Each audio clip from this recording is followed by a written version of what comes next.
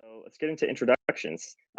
So we are joined by Ben White. He's our regional account manager for the public sector here at RCN. He covers the Tulla Mountain region. Next, we have Reed Perryman, also of RCN, our former director of public sector sales, now our director of all sales. So congrats on that, Reed.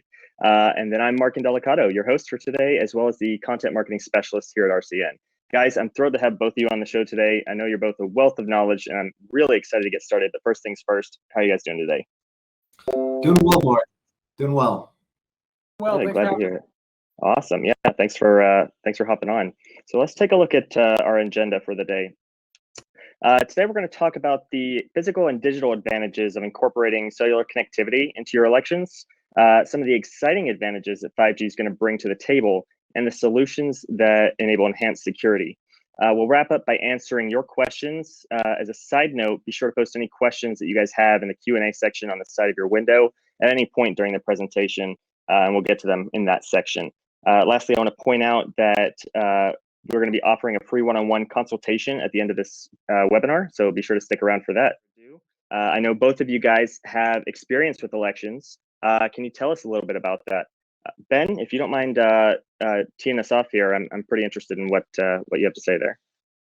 So as far as elections, you know, like most people probably know, spent about 4 years on the Cradlepoint team for inside sales, working both government and commercial. So specifically, my elections background comes from New York State, the New York City op that myself and Bob Campbell did while at Cradlepoint, and then also some experience with local counties there and around Pennsylvania as well as New Jersey. So deploying in both metro and in those more edge rural environments that seem to pop up as being the problem children in some of these election areas that need to report back in, but maybe distance is a problem. Okay, right on. Yeah, I think we lost your video for a second there, but no worries. Yeah, Reed, I know you're familiar with elections as well. Can you give us a bit about your background? Yeah, so similar to Ben, I've been working the public sector space for my 4.5 years at RCN. You said it yourself, Mark. I was the director of government sales. So if I was not in the sales seat, visiting with the customer, going to their precincts and doing cellular site surveys for potential wireless WAN solutions for those precincts, then I was on the phone with them reviewing what kind of equipment they were deploying today, what their security concerns were. We've even managed to deploy a few local municipalities here in our home state of Tennessee, Sumner County, Wilson County, and I'm blanking on another county, but we've done 3 to date, as well as some election commissions down there in Florida. So all those are wireless WAN solutions too, with a Cradlepoint backhaul. So we definitely got some more to dig into as we progress down the line of questions today. Awesome. Yeah, thank you both for that introduction. So I'm going to skip the just popping the questions up, just having an issue with getting it up there earlier, but first question, and I'll pitch this one to Reed this time. Traditionally, what kind of technology have you seen that's been used with remote election implementations? Yeah, so probably 2 of the most common things I see used out there are either some kind of carrier jetpack or hotspot. So this is just your standard USB-based puck. Plug it into a computer. It broadcasts a Wi-Fi signal network for not only the volunteer laptops if they're doing any electronic logging or check-ins on their laptops, but also I believe it typically doesn't touch any of the electronic polling machines. What I've seen in those more often is an embedded cellular modem, and then of course you've got the plain old paper ballot as well.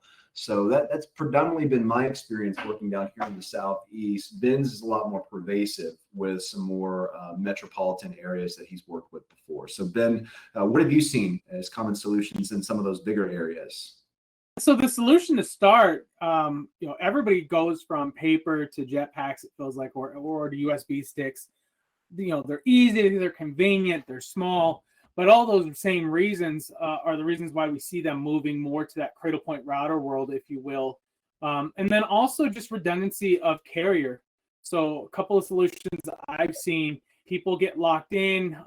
You could have a couple hundred people at some of these larger polling sites, or just in the middle of somewhere that's already congested come 5 o'clock, right? Everybody's rushing off work. And I've seen a lot of folks get stuck with those older USB or MiFi solutions, and they're moving into that more router modem based world. We saw a lot of what we consider branch routers getting deployed with that. And the issue with that is we saw a lot of broken antennas, lots of discarded or lost power cords. And so that's where I think, in my experience, more and more we're seeing the ruggedized mobility solution being utilized with those, both from a security, physical security standpoint, or asset security standpoint, making sure that if it does get dropped, it doesn't break, those things. That's more and more what we're seeing. But then also on the cellular side, having a redundancy in carrier selection so that if issues start to arise, it doesn't create a headache for who those IoT managers, those IT managers operating that election have to deal with. Excellent. Yeah, that actually kind of brings me into my next question here. So what are some of the primary concerns that you're actually hearing from these election commissions? Is it primarily just like the digital threats? Bree, you want to go first? Yeah, I think I'm going to approach it not necessarily from a network security standpoint. Then I'll let you tackle the network security standpoint. I'm going to go more over the asset security standpoint, and then also the physical asset security standpoint, and then also the how it kind of plays into volunteers there. But a lot of times when we talk to these election commissions, right, Ben said it himself, we're deploying maybe a USB stick, we're deploying a jetpack, we're deploying a maybe it's a router with some SMA connected antennas to get that cellular connection, right?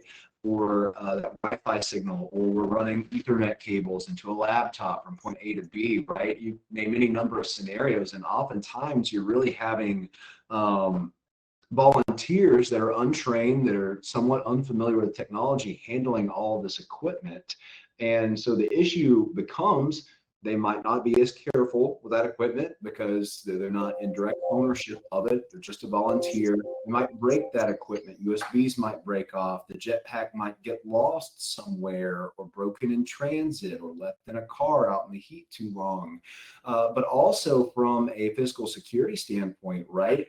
Anyone can walk up and take that USB out of the machine, or they can take that jetpack off of a tabletop, or they might be able to pick up that router that's just laying out on a table somewhere, right? So things aren't locked down, they're not secure, with that network piece being critical for that election precinct to run with some operational efficiency. So that's largely what I've been seeing out there when we're talking to these folks, is that either A, whatever technology to deploy, the asset management, especially among volunteer corps, is tricky often, and the human element poses the greatest threat to the availability of the network.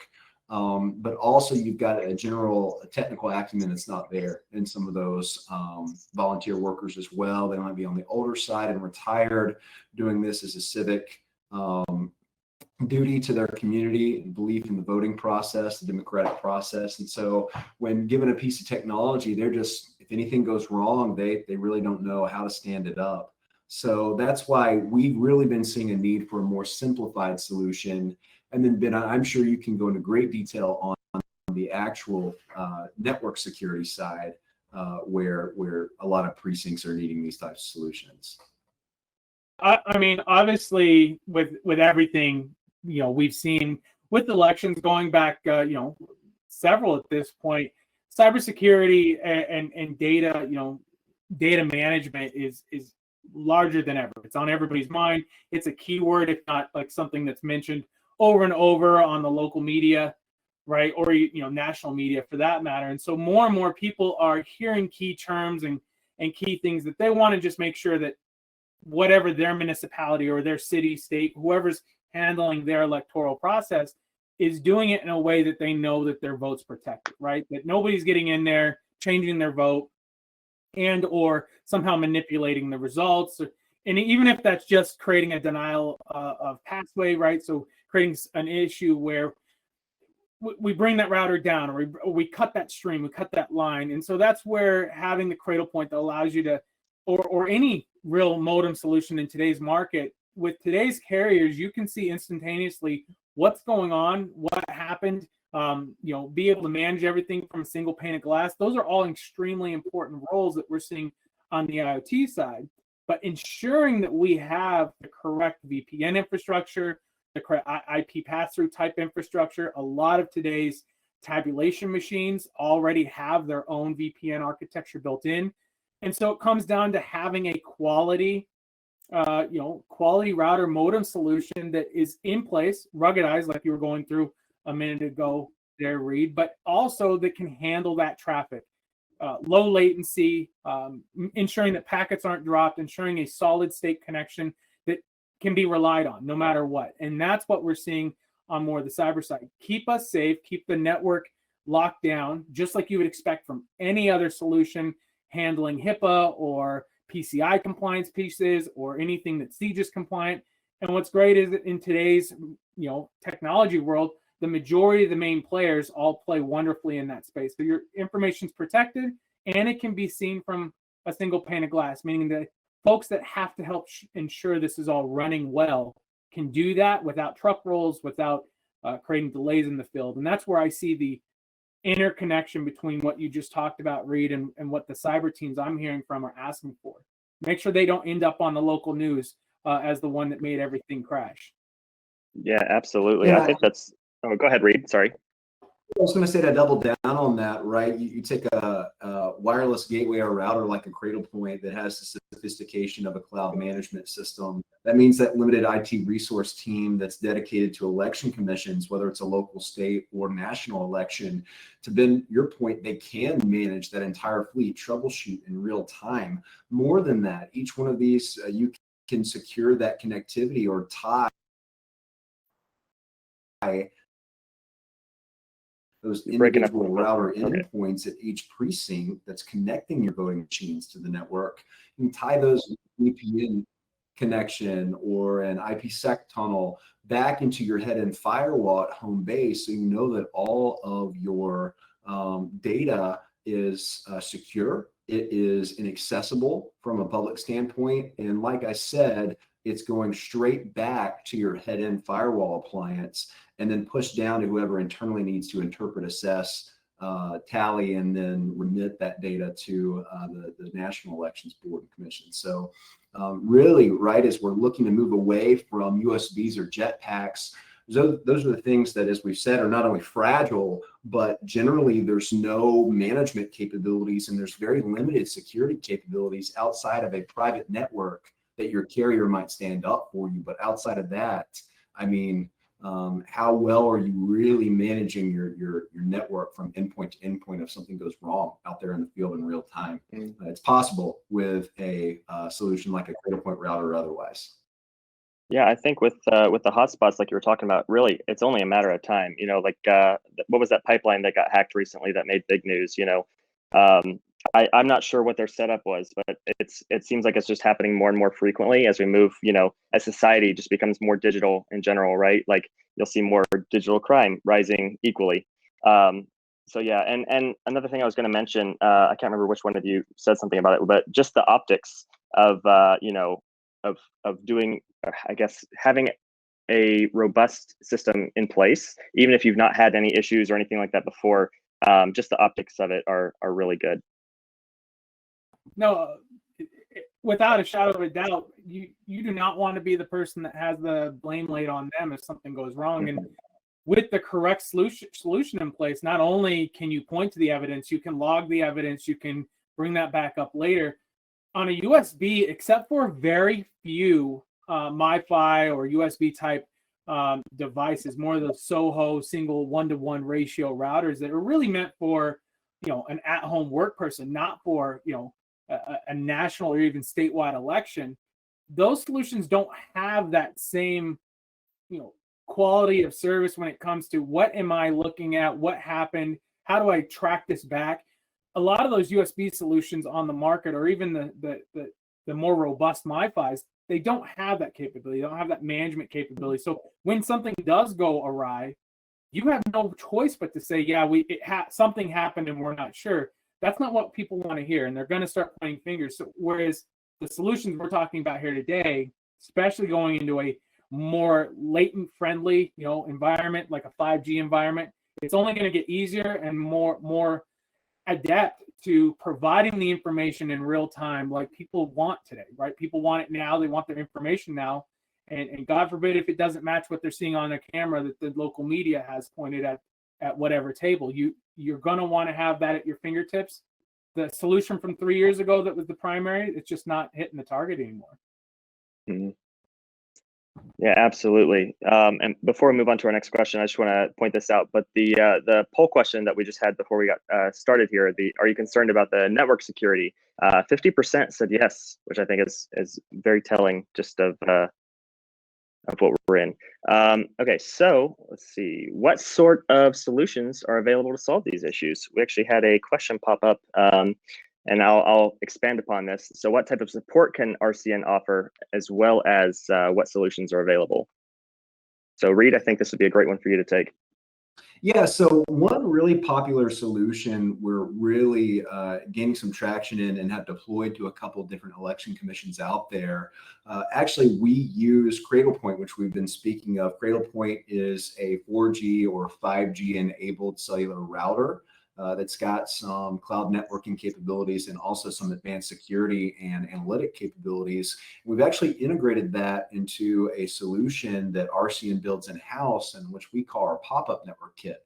So I know we'll have a slide on this later that we can pop up, but we drop this 4G or 5G Cradlepoint router with cloud management capabilities, with advanced security softwares built into it, like intrusion protection and a host of different things. And we put it into a very secure, robust, ruggedized carrying case that for a volunteer carrying that connected kit into a precinct, all they need to do is lay that down and press a button, and that kit can actually be padlocked from a physical security standpoint, so nobody can get in there and tamper with the device or connect locally to the device. So we're seeing that one router provides comprehensive connectivity to any number of volunteer laptops if a laptop is on site. Also provides connectivity to any number of electronic polling stations there on site. The great thing is that IT team is typically pre-configuring those cradle points for whatever security measure they're taking, right? They can set up VPN tunnels with a head-end device. They can set up IPsec tunnels, along with some of those additional advanced security protection measures, like intrusion prevention and so on and so forth, that we were referencing earlier. In fact, if they want to go all in with a Cradlepoint architecture, they can even get a head-end appliance device called a CR4250, and Cradlepoint supports a feature called Auto VPN, which really takes a lot of the robust time spent building VPN tunnels out of the equation to where you can point nodes, or that IBR 900 you're seeing in our pop-up network kit in that upper right hand, back at that CR4250 to do an instantaneous VPN connection. So again, that's then filtered down through the city, the county's head-end firewall. So it's all secure and off the public domain. So this is what we're seeing being a very popular solution. And again, I can't reiterate enough, if you have a 60-year-old volunteer who knows nothing about technology, all a local government team or election commission needs to do is simply educate them. You walk in, you lay it down flat, you hit the power button on the sidewall, it boots up in a couple minutes, and you're off to the races with a usable connection. So Ben, what would you have to add on top of this, of what you're seeing being popular out there as a viable solution for both security and ease of use?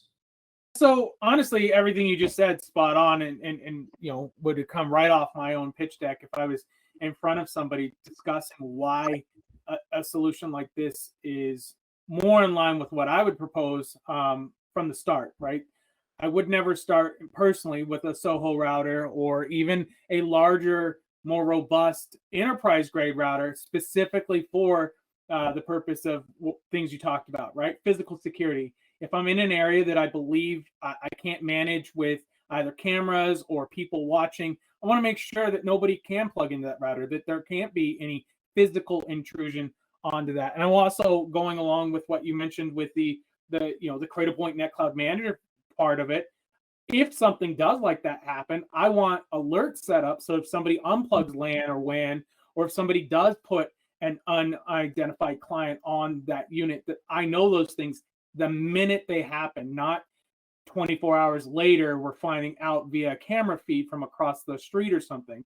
Those are all things that from a physical side of it, I would say. Now, less nefarious, one thing that I find keeps coming up more and more is, well, these are all volunteers. We can't trust how they're going to treat things like that. And I understand that's the case. And the people setting up, I've been a part of enough teardown setup, nonprofit organizations, if you will, where a lot of times the people helping you, they're incredible people, they're well-to-do, but they don't exactly treat a lot of the technology as if it's their own. So having something that has to have small paddles tied onto it or has delicate connections that need to be respected, those things from a non-nefarious standpoint also pose an issue. And that's why something ruggedized like this comes into play. Now you don't have to worry about it. If you need to hurry up, shut the lid, throw it in the back of a pickup with another 20 because you have to do 150 stops over the next 2 days to tear down your polling stations. Well, guess what? Here's a unit that can take that abuse and is going to be there for you for years to come versus something that every single year you deploy, you got to go through and do a health check to make sure there's no broken pieces. That's the only other piece I would add to that, Reed. Yeah, this is definitely a pretty rugged device. I know when we test it, we throw it off the top of the building. I've got a pretty cool video for that. But no, one thing I was going to say too, just to the pop-up network kit is I'm not sure if this is exactly how it played out everywhere, but during the pandemic, there were a lot of expanded locations, right? So instead of having to get multiple units and get an IT team in there and set it up in each individual place, this is just carried in there, push a button, you're singing. Cool. Okay, so I think one thing that's well, just to add on, Mark, I think one thing that's really helpful for might be people is they see the pop-up network kit solution and they don't panic, right? It's a case. It's a suitcase, if you will. They're used to seeing a suitcase. It's something they're very familiar with. So as long as you tell them, hey, push the button and you're off to the races, that's something that people aren't intimidated by. And so I think, it's easy to brush this off as maybe an overkill solution or otherwise, but really when it comes to making your volunteers feel good about handling the technology and being able to turn it on, it's a push of a button. It can't get more simpler than that. And you as the IT resource have that visibility. You have everything pre-configured in terms of your network security. You've thrown on intrusion prevention and some of the other softwares that are built into the system. So really, I mean, it's peace of mind, not only for your volunteers, but more importantly for your IT resources, and most importantly for your constituents out there that are expecting that the democratic process is going to be protected. Absolutely.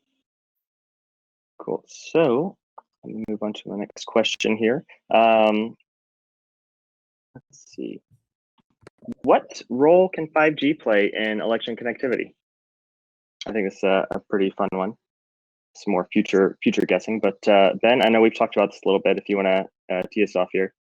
So for me, it's when you look at we all got a really close look. If anybody paying attention or just in passing last year, we all got a really close look at what the client endpoints in a polling environment are, right? Whether it's vote tabulation, electronic polling, electronic identification mechanisms, right? Whatever state you may be in and what they're using, but we all got a pretty good look at the client equipment on board.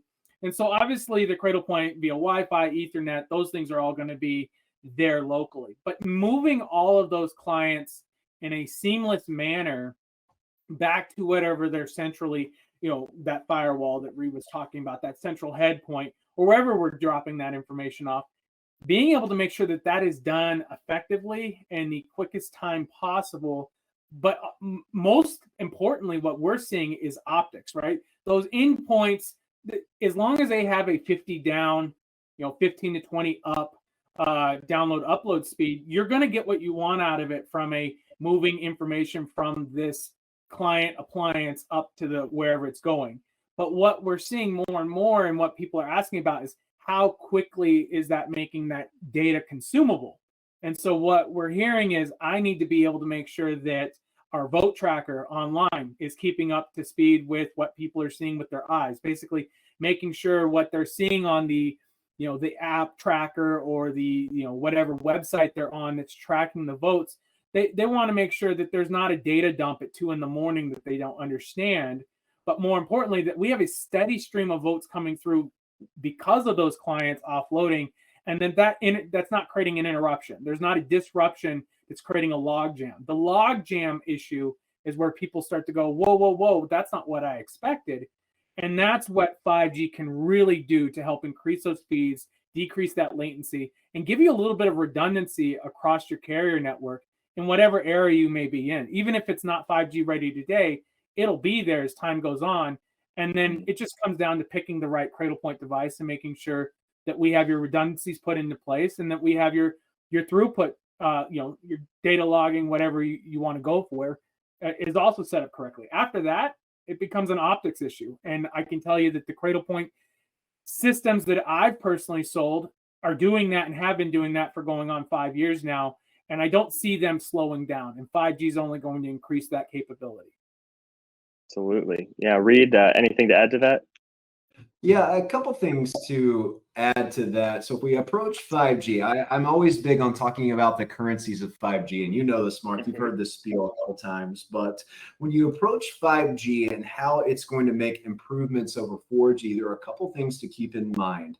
One, throughput, or your general speed, right? Your download, your upload speed or rates. So think about that as a highway, whereas 4G was maybe the left lane. Maybe an HOV lane has appeared. And so now we're moving over into the HOV lane, or that toll road, so to speak, that is going to allow you to move much faster, perhaps at a higher legal speed limit. So that's the best I can liken that to. But if there's expanded throughput, there is greater capacity, meaning these 5G cells that the carriers are building out all over the place, especially in the metro areas and expanding out to more rural cities and towns, is you can fit more clients concurrently on one cell tower at a time. So you might have one particular microcell somewhere outside a precinct, whereas before maybe the 4G tower cell was miles and miles away and couldn't handle as a great capacity. This 5G cell is optimized for 2,000, 3,000, 4,000 clients at one time. And so you don't run the risk of congestion there. So we've got increased throughputs, we've got expanded capacity, we've got less latency, or the time it takes for information to travel from point A to point B. And so less latency, that's exactly what Ben was talking about. So that currency of 5G is going to allow for more instantaneous data transfer, especially through some more rigorous protocols like a VPN tunnel, an IPsec tunnel, going through a head-end firewall, and ultimately to whatever interpretation software that's relaying that in real time to the media outlets. And so less latency from 5G is very important to that real-time aspect. We live in a society that lives, eats, breathes a 24/7 news cycle. So people expect that. And with 3G, with 4G, it's not really been possible all the time. 4G's been pretty humming fast, right? You can watch your Netflix in HD on it from your cell phone, but for some other types of traffic, especially from routers, right, there's been more prioritization from phones and routers. So having that router solution, especially 5G, helps that instantaneous data interpretation and then ultimately getting that out to the public's eye. And then lastly, we won't get into multi-edge access compute, multi-access edge compute. We'll save that for another day and another webinar. But I would say, ultimately, I think the number one thing here is going to be the less latency that Ben described. So more instantaneous access, even through secure protocols of that data for election visibility. And then secondly, expanded capacity. Ben, you said it perfectly. It's rush hour. Everybody's off. They couldn't get off work that day to go vote or just had too much going on. So they're all going to flood that election precinct that really is only running off one 4G tower 3 miles up the road. And so now it's all bogged down, and they've deployed some kind of hotspot or some USB modems for connectivity. And so now it's all bogged down and you can't get traffic out. Or you might have drop packets that are not sent at all, right? Have you ever tried to go to Neyland Stadium here in Knoxville on a game day and send a text message? It's not that you're in a giant metal arena. It has nothing to do with it, right? Open sky above. It has more to do that the cellular towers, for whatever carrier you're on, can't handle the amount of traffic and load. And so imagine those packets being dropped. And then that boat is just in the ether, never made it where it needed to go. So perhaps there's a local log that gets recorded as well. I'm sure there is. But in terms of being able to interpret things in real time and make sure that those votes are being properly recorded, I think the expanded capacity piece is very important, as well as we move into the 5G era, and will mitigate any issues like packet drops from voting data in the future. So that's what I would add on to the conversation. Yeah, absolutely. And really all that, just the benefit that's going to give to public perception too, because I mean that has been an issue the past couple of years, unfortunately, but it's one that there's really not a clear answer to. And this isn't necessarily an end all be all to solve that, but this is one of the only things that I have even heard of that could potentially bring us closer to, people feeling better, I guess, about the whole process, especially coming off of the rough election that we just had. Yeah, transparency is key, and no better place to see that than one single pane of glass. So exactly. I think we covered. Yeah, absolutely. All right. Let's see. I think that was the last question I had. So I'm going to pop my screen back up here. While I'm doing that, I'm going to have the second poll come up. So how interested are you in cellular connectivity solutions? Very curious to see what you guys have to say about this. I was so interested, I made it a career. So I think we all did. I think I always tell people or joke with people, Mark, that cellular sales found me. So yeah. I was destined for it. So here I am. Reed, you want to let them know how RCN can help? Yeah, sure. So we've talked a ton about wireless solutions today, and you may or may not know exactly who RCN Technologies is when you signed up for this webinar. But put simply, we are 5G and LTE enablement specialists. So we take pride in partnering with not only our OEM partners, but also our customers, help them guide through and cut through a lot of the marketing on cellular security and cellular solutions, and find exactly what that right solution is for them, whatever the use case might be. In this case, in our conversation today, elections for not only connectivity for their precincts, but also asset management and security as well. So that's who we are. You can see we've got a lot of experience. We've got a lot of skin in the game with Cradlepoint. You'll see our badges there. We are an elite partner and a 5G partner with them. So if you come to RCN for any kind of cellular inquiries, you're coming to a good place. So with that being said, I think it's Q&A time. So I know we got, let's see, we got at least one or two in here. So yeah, the first one, I kind of talked about it a bit. What type of support can RCN offer during ongoing elections for IT support as a managed service was something that I did not add to that. So Reed or Ben, one of you guys want to take that? Sure, I'd like to take first stab at that. Yeah. So it's tricky, right? Because when you are dealing with election data pertaining specifically to a traditional managed service offering where RCN is managing or troubleshooting cellular endpoints, let's say in this case, Cradlepoint routers, it's tricky, right? Because it's the same thing with SIPA compliance or HIPAA compliance or CGIS compliance. There's very critical, pertinent, secure data, delicate data that really doesn't need to make it into inappropriate hands. So Ben, you might have more experience in your past life at Cradlepoint Direct working with partners on how, say, those partners or MSP companies out there supplemented the efforts of an election commission specifically for their connectivity and security technology. But I know for what we can do, right, we do offer comprehensive help desk support with proactive monitoring and reactive monitoring, meaning depending on what tier you get, we'll see those alerts in real time at our 24/7 help desk and be able to not only notify you, but preemptively move to correct whatever is happening on that endpoint. So let's say in a scenario where we are authorized to help manage these election security endpoints and connectivity endpoints, then we'll use your example, right? There's an alert that some unknown client or unauthorized client has connected to Cradlepoint C at precinct 3. Then we're moving in there immediately, sending that report out to the appropriate election officials and moving to basically boot that client from the network as quickly as possible. So really in terms of support managed services, right, we can do all that. The support piece is included for device deployment in terms of you've got a problem or we're leading up to election, you need some help dialing in your VPNs, or something's gone wrong, the VPN tunnel broke. But the managed service piece is more that proactive piece where we're monitoring that device for you. And we've got both, one natively available through purchase and one with a package that we can apply to those endpoints.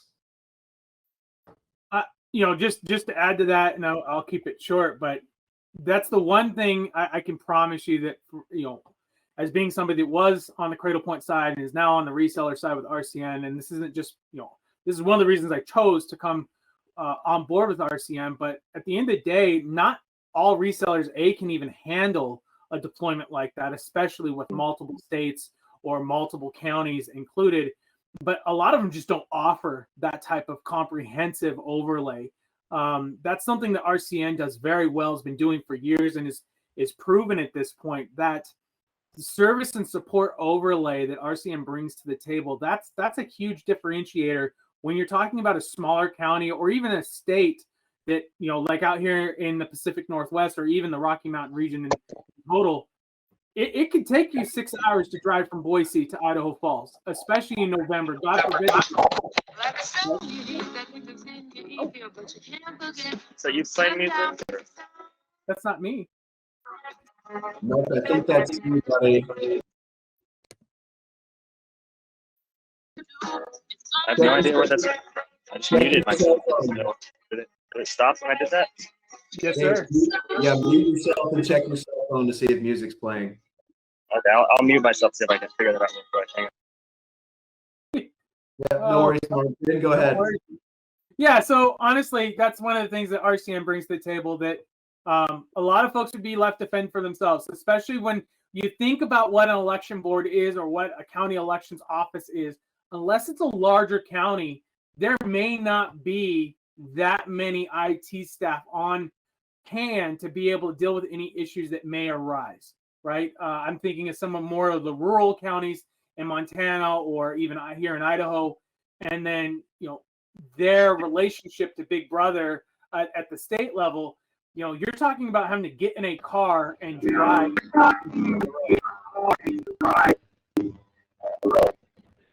I figured it out. I had the Apple event on, and it just decided to start playing an advertisement. Sorry about that. Awesome. Okay. So I'm going to assume that you answered that pretty thoroughly. I couldn't anything over all of that can go on. But we'll get to our next Q&A question here. So how does the solution solve network redundancy requirements? That's I'm not sure which one of you I should pitch that to first. What do you guys think? I'll take a stab at redundancy. I'll take a stab at redundancy. Hey, Mark, can you go back on mute? Okay, so yeah.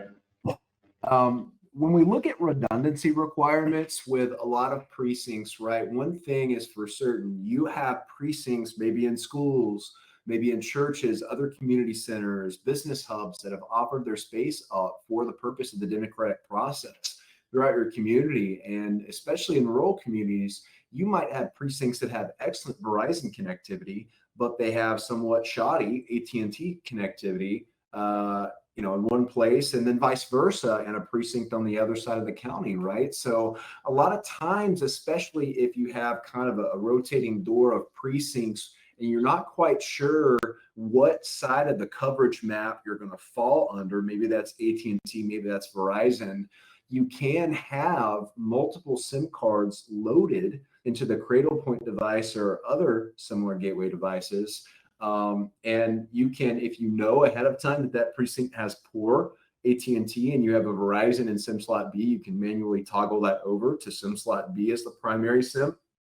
Or you can opt into a device like Cradlepoint's IBR 1700 that has a second modem, and then you can have a second modem and you can run two carriers at one time, so that switching between carriers, depending on what's available, is done instantaneously in real time. So that is how you would satisfy a redundant carrier requirement. So it's kind of the backup to your wireless. You're just having a failover for your primary wireless, so on and so forth. But again, it's really that geographic distribution that's going to make that an issue. Not one carrier is going to fit all precincts in a lot of areas and counties in the U.S. So having a secondary is pretty imminent for a lot of precincts out there, commissions out there. Ben, would you have anything to add? I do not at this time. I think that covers it. Excellent. Awesome. Awesome. Thank you. Is my sound any better now, by the way? Just want to make sure real quick. I know we got like one question left and it's not any better. That's okay. Let me pull this last question then real quick. How long does it take to implement any of these solutions? Is there any sort of delay, or is it like you're waiting a couple months, a couple weeks? What's the speed usually on these? Reed, I can take that, or yeah. So from my perspective, so here's the deal. You might be thinking about, wow, this is a solid idea. I want to get this out for November. Many states are having a November election. California's having an election today. So we're, in a lot of ways, everybody really thinks about the Olympics of the election world, right? The presidentials. But beyond that, we have county, we have state, we have primary, and we have runoffs all the time. Every year, 3 to 4 times a year, we're running different elections. So what I would say is that in the event that you are looking for a November solution, we need to hear from you today. Depending on your number, quantity, all that, if we're talking 1 or 2, we can handle that no problem. If we're talking hundreds, like we've seen in some areas, that's a conversation we need you to have with us immediately. If you're talking about spring of next year, let's still reach out here shortly and let's start talking about what POC pieces, because what we typically see from a customer standpoint is it's nice for RCN to get on here and say, this is what you should be doing. Here's Cradlepoint, here's our references. But typically, everybody wants to make sure their backside's covered and that they've done their due diligence. They've gone through whatever bid process they have. And what we're seeing is that's a 3-month process at a minimum, even when you're playing hurry up and go. And so in my mindset, if you're looking for something for November, you probably need to call us today and we'll see what we can do. We can definitely help cover the holes in your current infrastructure and get you taken care of to an extent. We can be there for you. If you're talking about large multi-site deployments where we're talking about an architecture that spans multiple counties, statewide, whatever, for next year's primaries, I would say still reach out to us here shortly and let's start talking about what your process is so that we make sure that whatever we deliver meets the exact need. But either way, anything from here to the spring, I would say let's sync up soon. Anything beyond that, obviously, basically that 3 to 4 month window, that's what we see most folks moving in, right? From the first call to when we're actually deploying on site, it's typically a 3.5 to 4 month process. So be ready for that. And it's not really a RCN or you, the customer issue, or even a Cradlepoint issue at that matter. It's just a matter of there's a lot of moving parts and there's a lot of people that need their stamp of approval. And we can help manage those expectations. But nonetheless, I've never seen one go quicker than 3 months. That'd be what I have to add there. Reed, anything to add? No, I think you covered that beautifully, Ben. So thank you for that. So that is the last question that we had in the chat. Mark is having some technical difficulties, so I'll finish us out here. So just in recap, we've covered a lot about election security solutions today, specifically through a cellular connection. We talked a lot about Cradlepoint. We talked about our RCN pop-up network kit, its ease of use and all-in-one nature for different precincts. Covered a lot of ground. So if you found any of the content meaningful today and you want to follow up with Ben, with myself, with one of our other government sellers here at RCN, then by all means, give us a call. We've got our info at rcntechnologies.com that will generally reach myself and my other sales director. And then also we've got our main office line. You can look that up via Google as well. So to close out things, we do have one last poll.